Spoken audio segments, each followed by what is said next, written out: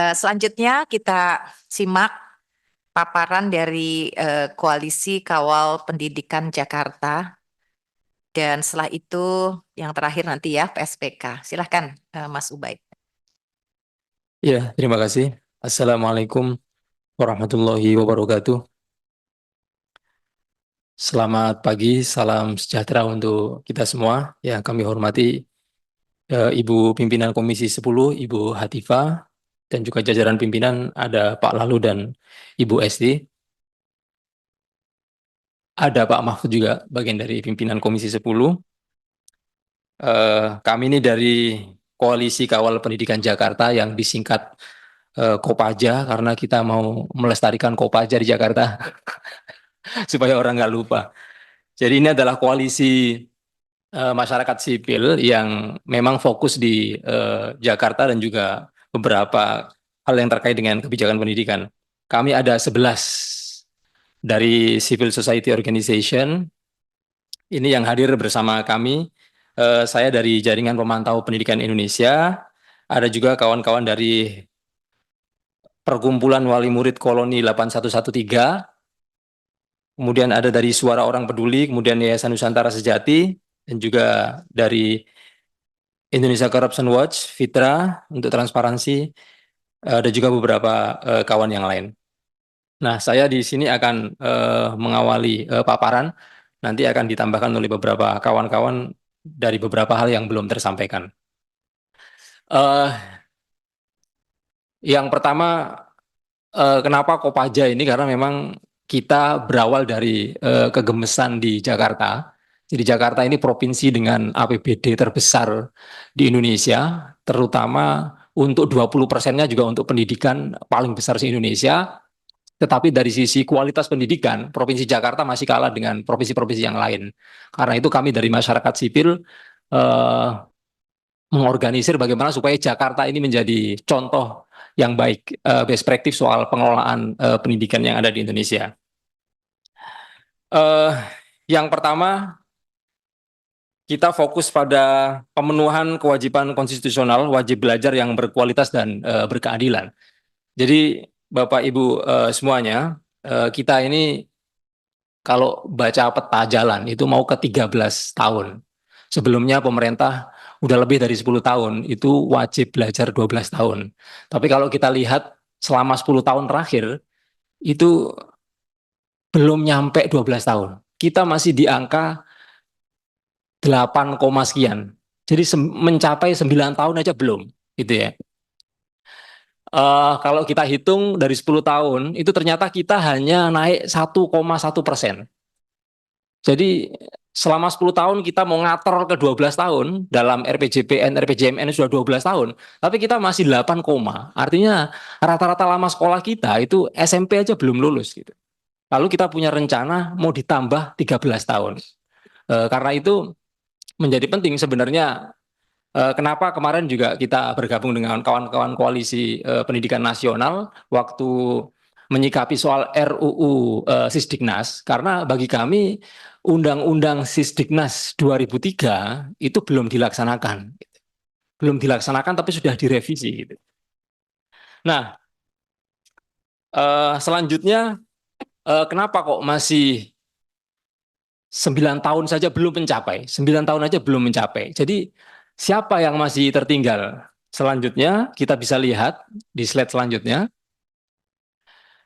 Yang tertinggal ini siapa? Slide selanjutnya.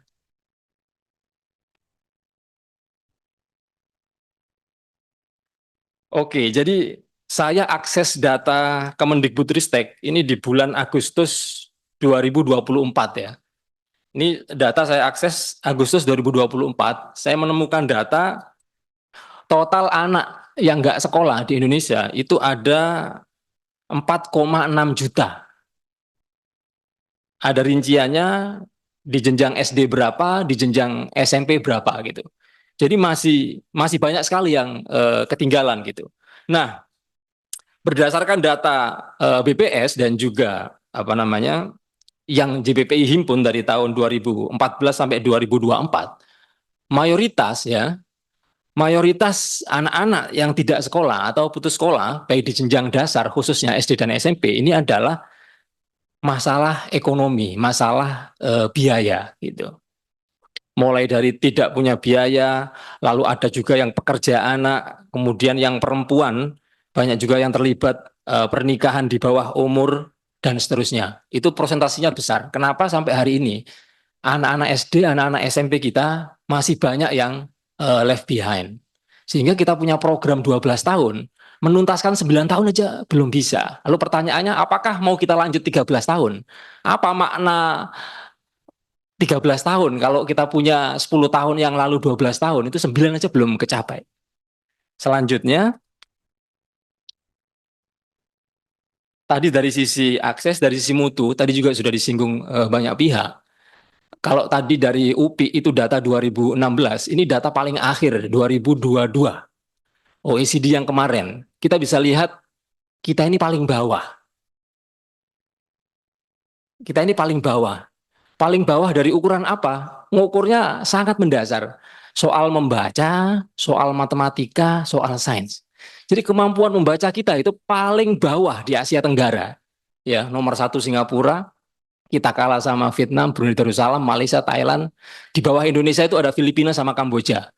Jadi kita masih sangat terbawah. Soal membaca, jauh-jauh soal sains, jauh-jauh soal matematika, soal membaca aja. Lalu kemudian kemarin ditemukan ada banyak ternyata anak SMP ditemukan baca aja nggak bisa. SMP juga banyak, Pak. SMP banyak. Di tempat saya juga banyak mendampingi beberapa sekolah. Saya main ke sekolah di Tangerang Selatan, di Bogor, di Banten. SMP nggak bisa baca. Ya. Kemudian yang bisa baca, saya tanya maksudnya apa dan seterusnya, memahami teks nggak bisa, gitu ya. Ya, kesoalnya mah. Oh ya, nanti Japrian gitu. Iya, penting, siap, siap. Jadi ini menjadi penting. Jadi uh, anak-anak Indonesia, misalnya sekarang lagi diwacanakan belajar matematika dari TK. Pertanyaannya, kita belajar matematika berapa tahun di Indonesia? 12 tahun. Kita belajar membaca berapa tahun di Indonesia? 12 tahun. Hasilnya terburuk sedunia. Artinya 12 tahun kita belajar membaca itu belajar apa? 12 tahun kita belajar matematika itu belajar apa? Kok hasilnya terburuk sedunia itu? Atau nggak belajar? Cuman main-main di sekolah gitu. Nah, ini menjadi poin kita penting ya. Soal mutu ini kita sangat tidak berkualitas, kemudian jauh ketinggalan dengan negara-negara tetangga kita gitu. Selanjutnya, nah ini yang saya bilang Undang-Undang Sisdiknas 2003 belum dilaksanakan Bapak Ibu yang kami hormati. Jadi kita punya kewajiban konstitusional di Undang-Undang Sisdiknas 2003 Pasal 34 itu sangat clear. Pemerintah dan pemerintah daerah menjamin terselenggaranya wajib belajar pada jenjang pendidikan dasar tanpa dipungut biaya. Kata tanpa dipungut biaya ini sangat clear dan tidak multitafsir gitu. Apalagi kalau kita cantolkan di Undang-Undang Dasar 45 Pasal 31. Sangat jelas sekali. Setiap warga negara punya hak yang sama. Di pasal 2-nya malah ada dua kata wajib. Ini kalau dalam perumusan kebijakan ini ada apa namanya penekanan. Ada dua kata wajib di sini. Setiap warga negara wajib mengikuti pendidikan, pemerintah wajib membiayainya. Jadi dalam satu ayat ini ada dua kata wajib. Dalam bahasa agama itu litakid untuk menguatkan. Ada maksud di balik ayat ini ada maksud gitu. Kenapa kok wajib ikut seluruh warga negara? Lalu kenapa pemerintah wajib membiayai gitu? Dan di situ dikatakan pendidikan dasar. Artinya eh, para penyusun kebijakan ini punya imajinasi bahwa dan punya dasar data juga. Ketika pendidikan dasar itu morat marit, pendidikan menengah akan morat marit, pendidikan tinggi akan morat marit. Karena itu Undang-Undang Dasar ini memberikan porsi yang sangat prioritas, selesaikan di pendidikan dasar. Ya aksesnya, ya mutunya. Caranya gimana? Negara harus full. cover pembiayaan. Jadi bukan soal bantuan operasional, enggak, tapi harus full cover caranya itu, sehingga aksesnya selesai, mutunya juga tuntas. Jadi belajar membaca, belajar matematika, belajar sains itu nggak main-main, serius gitu. Karena itu kita katakan kita abai terhadap kewajiban konstitusional ini. Selanjutnya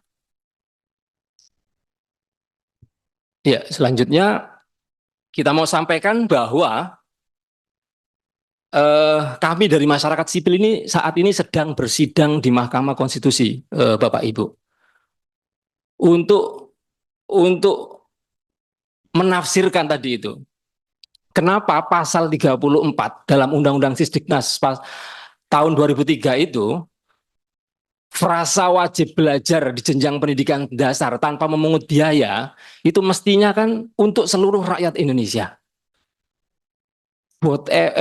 Wherever, di sekolah negeri maupun di sekolah swasta. Contoh di Jakarta, kenapa PPDB di Jakarta selalu rame? Karena contoh misalnya kita ambil jenjang SMA. Sekolah negeri di Jakarta yang SMA itu cuma 35%. Artinya mayoritas anak SMA di Jakarta itu pasti gagal PPDB, lalu masuk sekolah swasta. Nah, kalau jatuh ke sekolah swasta Jakarta, ya mahal. Di SMP misalnya, SMP di Jakarta itu 47%.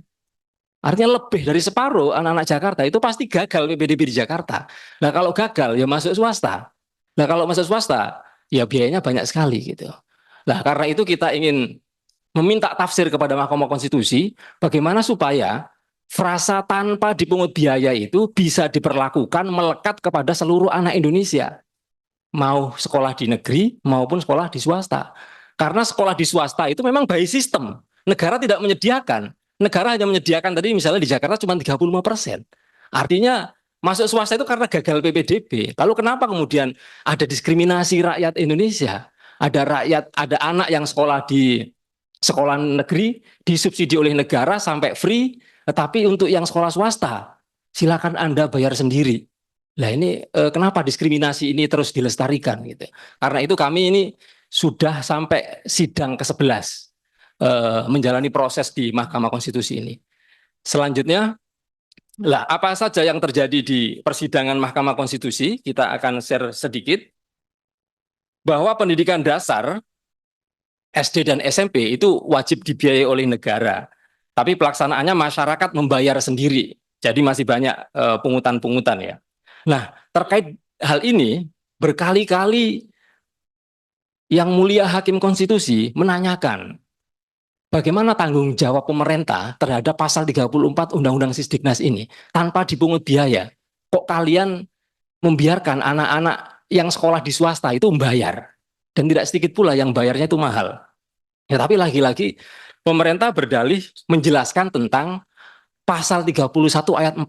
Soal kita ini sudah menjalankan pasal 31 ayat 4, yaitu sudah mengalokasikan dari APBN 20% itu untuk pendidikan. Bos untuk sekolah negeri, bos untuk sekolah swasta, dan seterusnya. Tetapi pemerintah tidak menjawab pasal 31 ayat 2. Bagaimana pemerintah wajib membiayai. Tidak menjawab pasal 34 Undang-Undang Sisdiknas. Bagaimana ada frasa tanpa dipungut biaya di situ. Sehingga ini belum bisa terpecahkan. Kemudian yang kedua, yang terjadi di Mahkamah Konstitusi juga terjadi kerepotan bagaimana mendudukkan pendidikan di Indonesia yang bercerai-berai. Misalnya ada sekolah, ada madrasah, ada pesantren, dan seterusnya. Ada sekolah negeri, sekolah swasta, madrasah negeri yang cuma 9%, madrasah swasta yang hampir 90%, dan seterusnya. Ini gak pernah gimana diakurkan gitu. Sehingga menjadi masalah juga seandainya sekolah itu komisi 10, madrasah komisi 8. Ini mestinya kami mohon pimpinan DPR dan juga komisi 10. Ini soal pendidikan ini nggak bisa begitu. Nanti dampaknya tadi yang disampaikan oleh kawan-kawan KPN tadi itu. Gaji guru sekolah, gaji guru madrasah kesenjangan. Gap lagi gitu kan. Lah, karena itu harus didudukkan itu soal pendidikan ini karena di pasal 31 Undang-Undang Sisdiknas, mohon maaf, pasal 31 Undang-Undang Dasar 45 pasal ayat 3 itu adalah sistem pendidikan kita mestinya satu sistem. Itu sistem. Tapi kenapa sistemnya jadinya sendiri-sendiri dan itu berdampak kepada mutu guru yang terseok-seok, kesejahteraan guru yang nyungsep gitu. Ini menjadi masalah gitu. Jadi ini harus diakurkan. Nggak dipercepat ya Mas Ya, Ubed. oke. Selanjutnya, lalu pemerintah berkali-kali bilang, gak mungkin menanggung sekolah anak-anak di Indonesia mau di negeri, di swasta itu gak mungkin. Karena kita nggak punya dana. Ya, lah kami melakukan survei, masyarakat melakukan survei. Apakah negara mampu? Bener apa enggak? Gak mungkin ini gitu kan? Kita hitung. BPS tahun 2021 itu pernah bikin survei berapa biaya yang dikeluarkan oleh orang tua untuk jenjang sekolah dasar. Ketemunya 3,7 juta. Untuk SMP 2,7. Nah, kalau kita menggunakan data BPS, maka negara hanya perlu ya pemerintah menyediakan 27 triliun dari yang sekarang. Ya, artinya sangat mampu orang kita punya 665 triliun, tahun depan punya 722 triliun, sangat mampu sekali. Tetapi survei terbaru tahun 2023 kita juga melakukan survei berapa biaya yang dibutuhkan rata-rata ya di sekolah swasta, ngitung gaji guru, ngitung SPP, ngitung investasi, itu ketemunya angka 8 juta.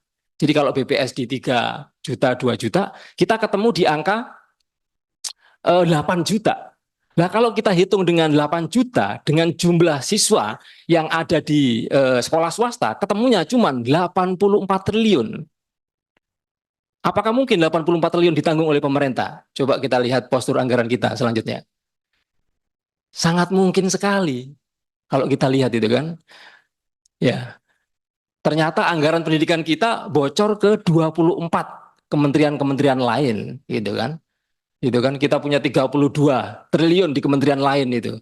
Kemudian ada 47 triliun. Kemudian pembiayaan 77 triliun. Artinya sangat mungkin sekali gitu. Selanjutnya. Ini juga bagian dari jabaran di atas yang intinya sangat mungkin itu pos-pos itu. Selanjutnya. Nah, apalagi ngelihat ini.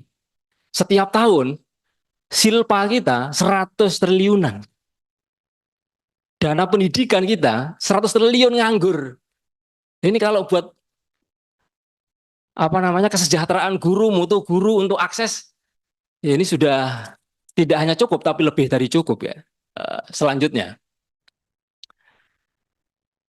lah kenapa ini menjadi tidak terwujud?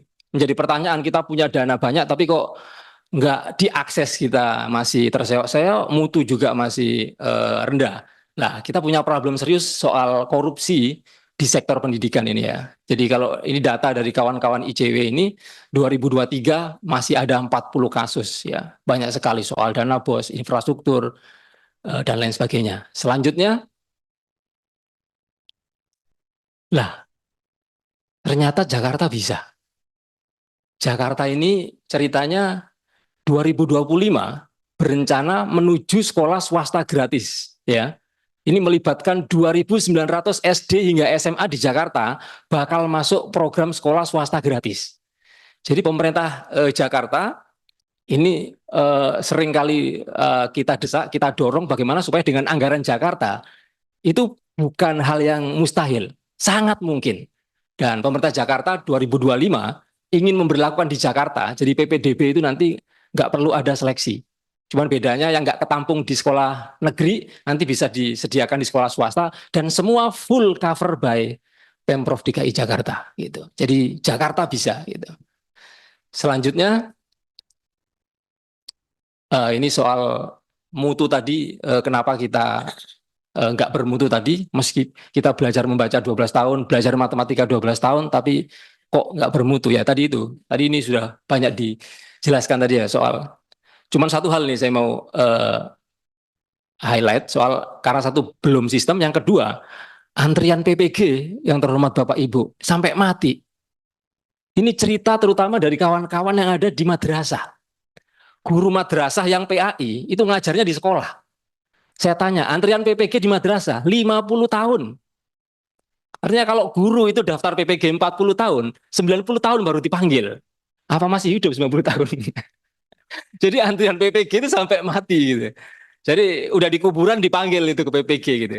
Jadi selama apa namanya belum satu sistem ini ngomongin soal sekolah dan madrasah, ini sebenarnya kita terus memproduksi masalah, nggak ada selesainya. Selanjutnya,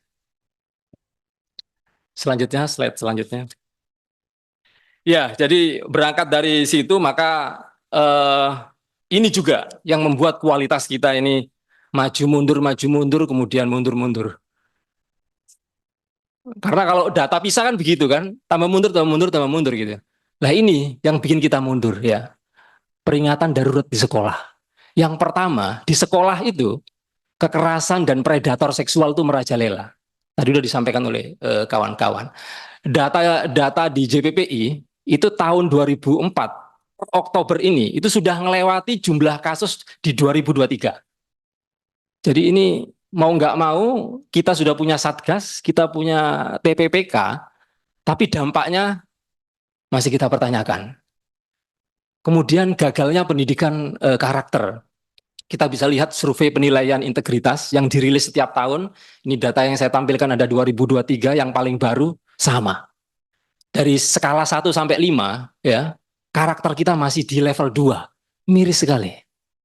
Kemudian yang terakhir di sekolah kenapa itu juga nggak maju-maju? Bahasa yang gampang itu adalah KKN tumbuh subur di sekolah.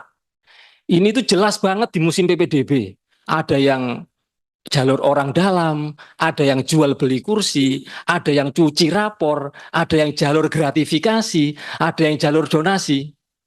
Kita merem semua ini PPDB ini. Jadi KKN itu sudah subur di pendidikan dasar kita. Artinya kalau pengelolaan pendidikan dasar kita itu aromanya, tindakannya sudah KKN. Nanti di pendidikan menengahnya sama.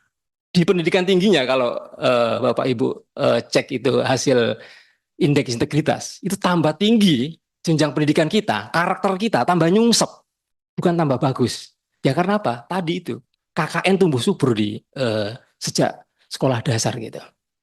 Itu wajah pungutan liar di sekolah, jadi sesuatu yang diharamkan oleh undang-undang, tapi dilakukan oleh di sekolah. Itu survei penilaian integritas kita, itu hampir separuh sekolah kita melakukan itu.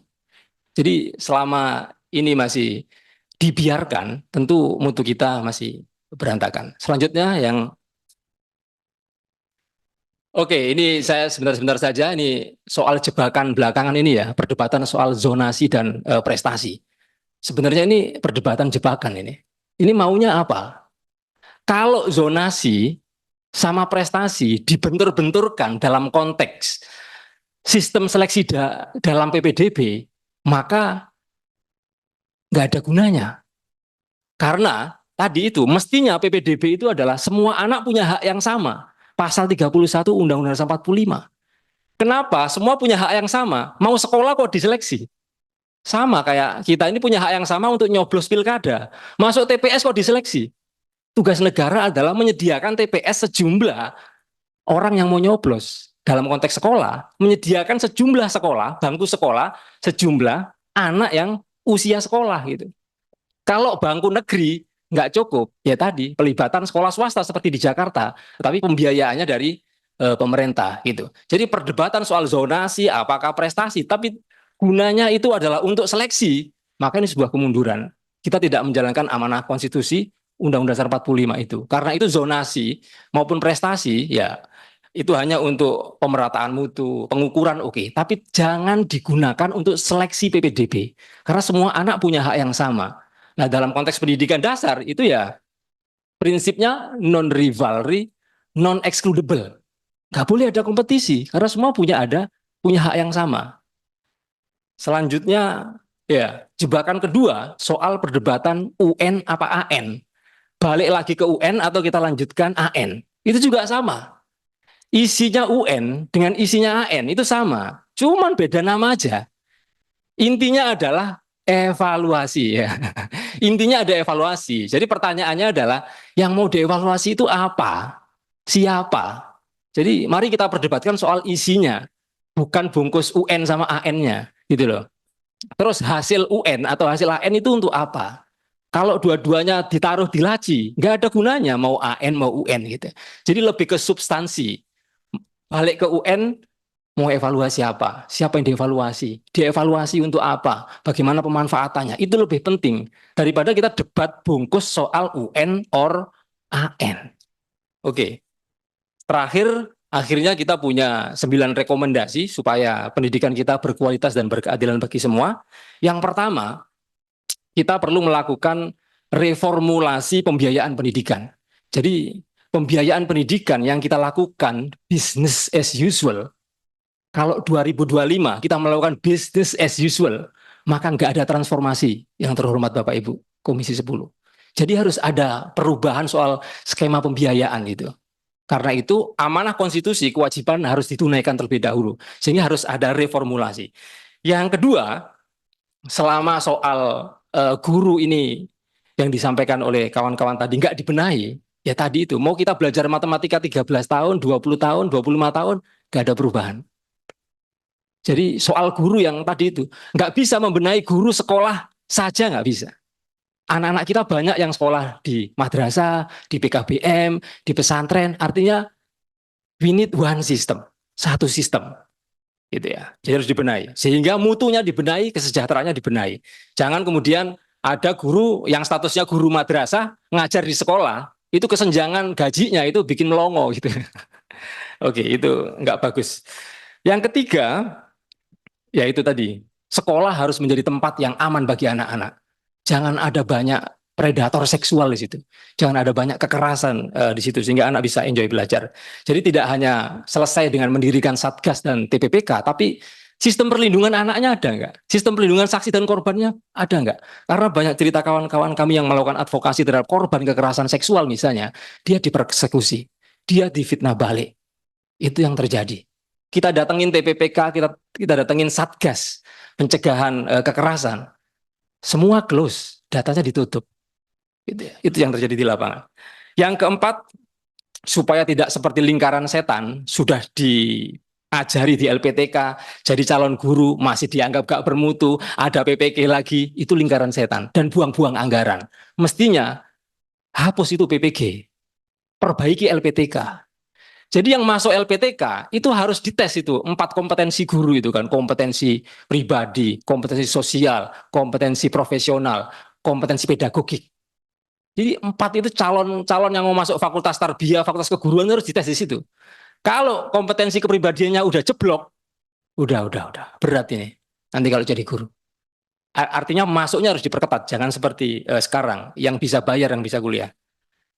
Selanjutnya nomor 5, ini soal penguatan lifelong learning ya. Jadi hard skill, soft skill. Jadi sekarang udah zamannya teknologi dan seterusnya. Belajar itu harus mandiri. Belajar itu sudah ketinggalan zaman. Jadi bagaimana lifelong learning, pembelajaran sepanjang hayat itu nggak terbatas hanya di sekolah. Tapi tadi dengan kemampuan critical thinking, analytical thinking, proses kritis, curiosity dan seterusnya, itu membuat orang itu nggak sekolah itu bisa pinter. Setelah lulus SMA nggak perlu kuliah bisa pinter. Setelah kuliah ada skill baru, dia bisa belajar sendiri.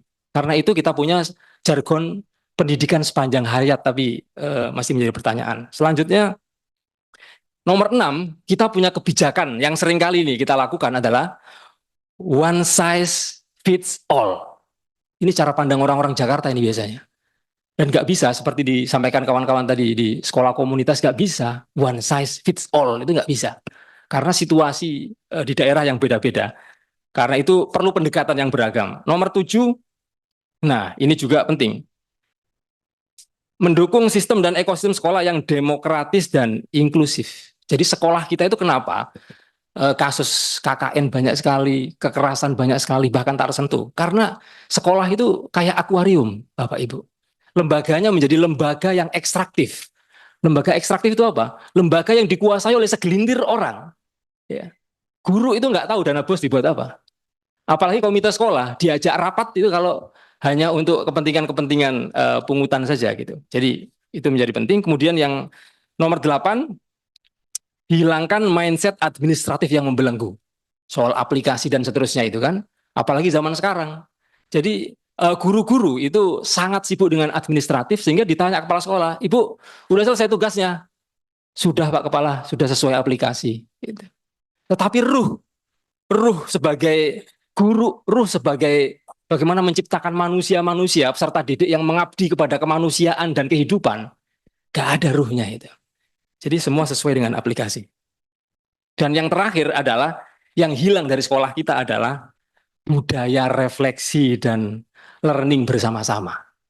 Jadi yang ada adalah budaya administratif, budaya sesuai aplikasi. Tapi budaya learning sebagai proses transformasi, ya transformasi di sekolah itu kan harus dilakukan. Tapi kalau misalnya nggak ada proses refleksi dan juga learning bersama, maka nggak akan terjadi perubahan. Demikian yang bisa kami sampaikan. Terima kasih. Wallahul muwaffiq ila aqwamit thoriq. Wassalamualaikum warahmatullahi wabarakatuh.